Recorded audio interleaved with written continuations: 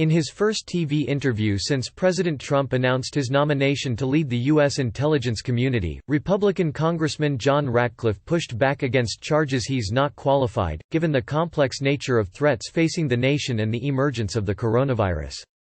I have been handling national security issues as far back as 2005, Ratcliffe told CBS News senior investigative correspondent Catherine Herridge in an exclusive interview.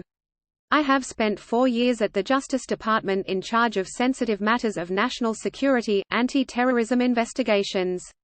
For the last 5 years I have been legislating almost exclusively on national security issues.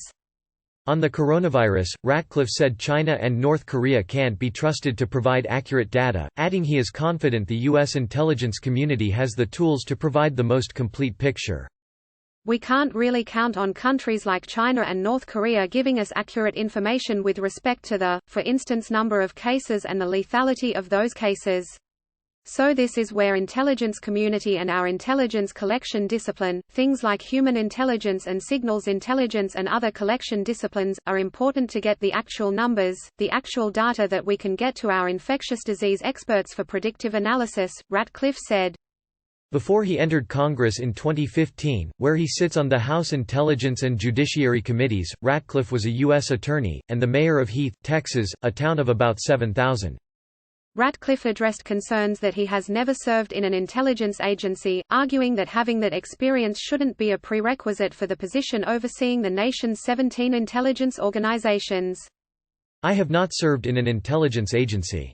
I think that bringing a different experience today is really going to be vitally important. All of the experience in the world isn't helpful without judgment, and I think what we have seen is that some of our most experienced intelligence officials have gotten it wrong, like regarding the Foreign Intelligence Surveillance Act, Ratcliffe said.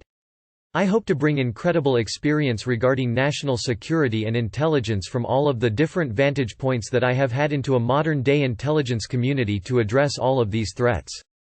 He also rejected suggestions that Mr. Trump values loyalty over experience. In my case, he is certainly putting experience out front, as I have talked about my experience as a U.S. attorney on national security issues as a legislature almost exclusively in these areas. That was important to him. Ratcliffe said, "What we talked about is my loyalty to the Constitution, to the rule of law, and standing up for people being treated fairly under that respect. My selection and nomination has to do with loyalty to the rule of law." Ratcliffe was originally tapped to be Director of National Intelligence last summer, but withdrew after allegations he had padded his resume about terrorism prosecutions and a major immigration raid.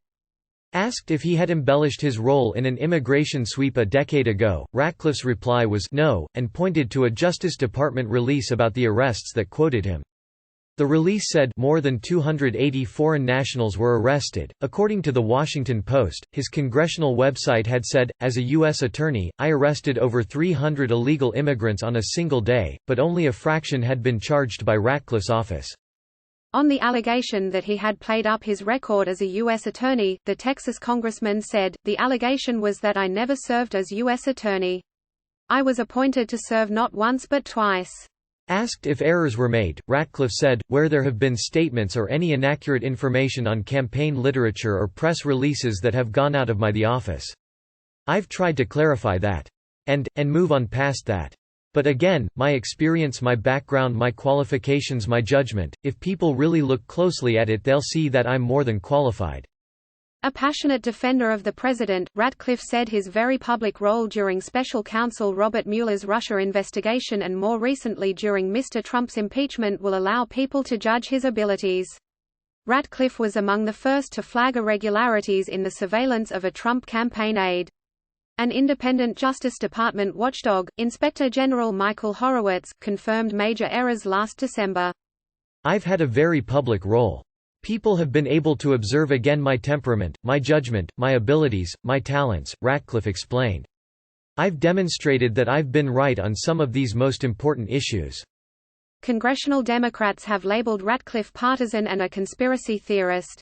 The chairman of the House Intelligence Committee, Adam Schiff, called him an unqualified nominee who should not be confirmed. Adam Schiff has a lot invested in a narrative that has proven not to be true. "There was no Russian conspiracy," Ratcliffe said. He also predicted the confirmation process would be swift, saying, "I think that I'll have the support of all Republicans at the end of the day." Congressional sources from both sides of the aisle have predicted his confirmation process will be challenging because of the concerns about his lack of intelligence experience and perceived lack of independence from the president. The Senate Intelligence Committee, which is the committee that will vet Ratcliffe, has 8 Republicans and 7 Democrats. Aides on both sides say that it's entirely possible that all the Democrats will vote against his confirmation, putting GOP Senator Susan Collins under pressure. She is up for re-election this year. On election interference, Ratcliffe said that the threat is very real, and that the Russian success was far beyond what any of us would have ever hoped and probably far beyond the expectations that Vladimir Putin ever had.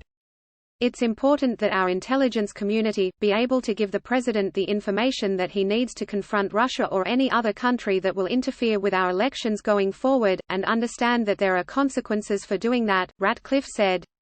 It's just a matter of making sure that you coordinate that leadership and give that unvarnished information to the president in a way that compels him to take the action to discourage our adversaries, or allies, from interfering in our elections.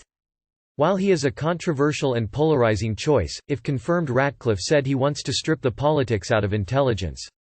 I think one of the overriding priorities for me is to ensure that our intelligence community becomes entirely apolitical and get past the finger pointing on both sides of who's to blame with respect to that, and I'm looking forward to being the DNI where people can say, you know what, he took politics out of it completely, he respected the good work of the warriors and the intelligence community and deliver the unvarnished truth, Ratcliffe said.